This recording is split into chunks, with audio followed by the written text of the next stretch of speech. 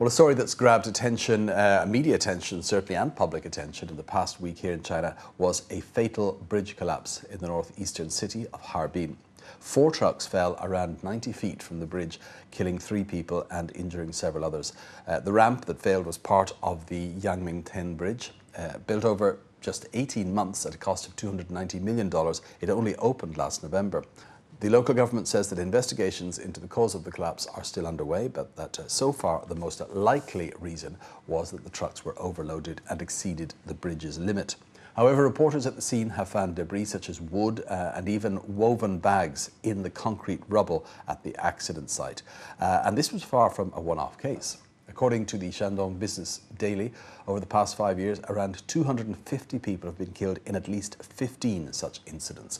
And it's not just bridges, highways have faced similar structural problems. Most recently, the Tianding Expressway in Gansu province, which was completed last May at a cost of over $1.3 billion, was found to have either severely subsided or completely collapsed in several sections. And fatal road failures of newly built national highways, both in Chongqing and Yunnan, were blamed on unexpectedly heavy rain by the local authorities there. So how do Chinese net users feel about these seeming quality problems in such basic infrastructure construction? And are they convinced by these official explanations for the failures? Well, to follow the online discussion, let's now join our researcher Esther Dung in the newsroom. Okay, firstly, Esther, this has, as we said, become quite a hot topic in the wake of that particular latest fatal bridge failure in Harbin. Are net users worried by this?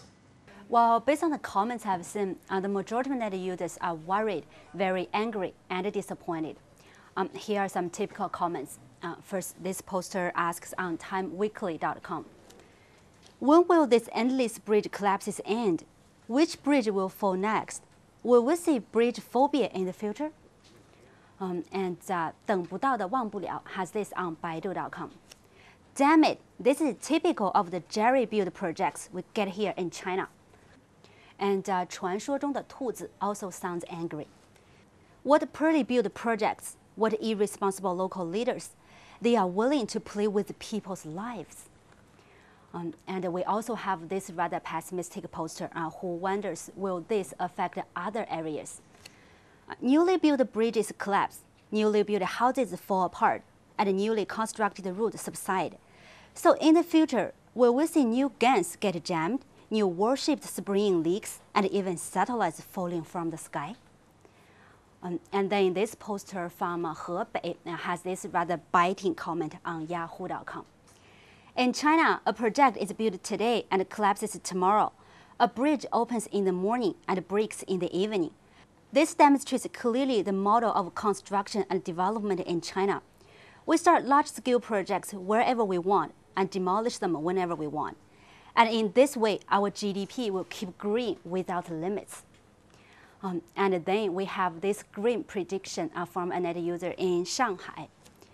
I bet the collapse in Harbin will definitely not be the last bridge to collapse, and that no top officials will be punished in the end.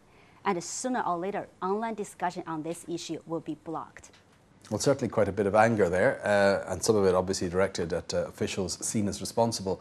Now, we mentioned that many of these failures have been attributed by these officials to outside causes like overloading, heavy rains and so on. Do net users in general tend to accept these explanations? Well, the short answer is no. Lots of net users are fed up with these official explanations which blame the trucks or the weather or whatever, but never mention quality problems. There's a strong feeling this is a whitewash, certainly in the online community. And since the collapse in Harbin is the most recent case, lots of comments are aimed at that incident and the official response. First, listen to 春水天涯. Why didn't they react to the reports that sticks and plastic bags were found inside the bridge? They just said the regulatory departments had fulfilled their duty and the construction company was properly qualified. So by their logic, it's only the trucks and drivers who are to blame. Right, why didn't these drivers check whether there were sticks inside the bridge before they drove onto it?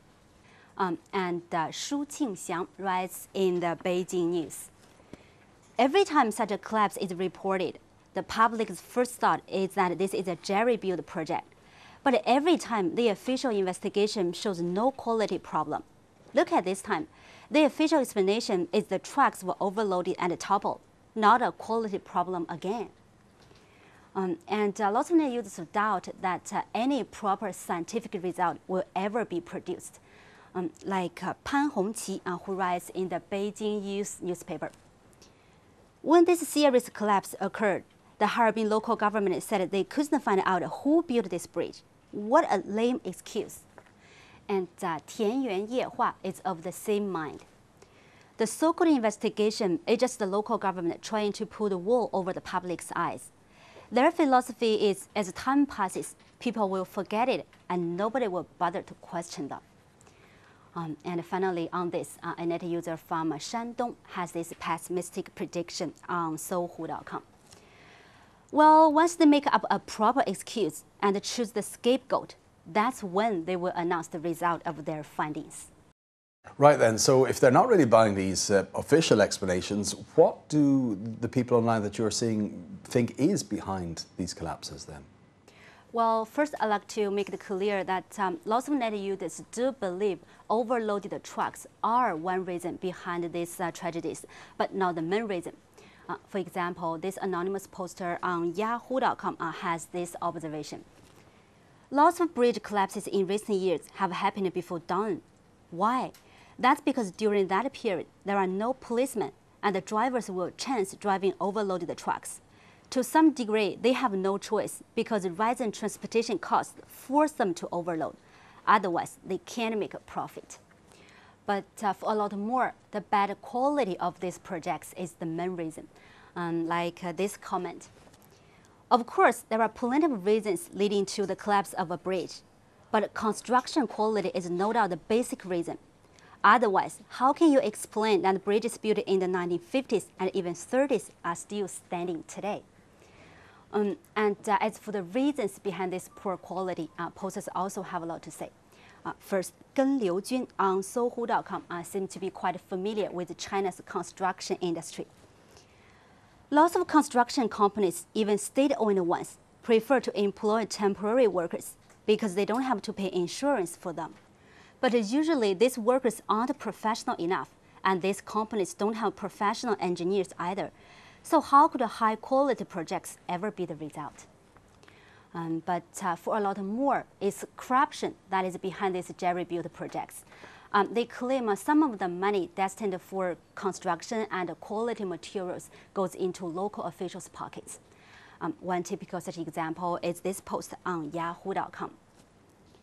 The most important reason for shoddy construction and substandard materials is the money paid to local officials. For example, the collapsed Jiujiang Bridge in Guangdong and the collapsed Fenghuang Bridge in Hunan were both built by the same company.